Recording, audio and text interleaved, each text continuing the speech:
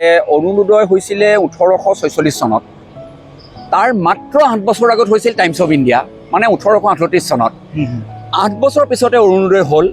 আজি 150 বছৰতকৈ বেছি হৈ গ'ল অসমীয়া সংবাদ মাধ্যমৰ ইতিহাস।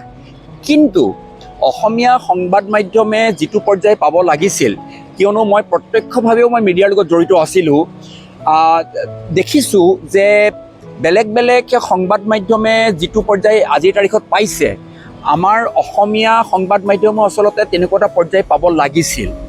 যিহেতু আমাৰ ইতিহাস 1846 চনত। পৃথিৱীৰ বহুত ডাঙৰ ডাঙৰ বাতৰি কাকতো সেই সময়তেই কিন্তু প্ৰকাশ হৈছিল।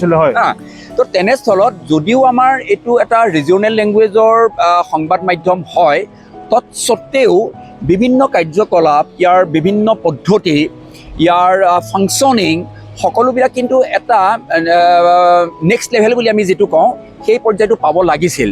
কিন্তু আমি দেখা পাইছোঁ যে আমাৰ কাৰবাৰখিনি ইমান সীমিত হৈ আছে এতিয়াও। আমি এটা হয়তো নিৰ্দিষ্ট বৃত্তৰ পৰা হয়তো বাহিৰলৈ এতিয়ালৈকে ওলাব পৰা নাই।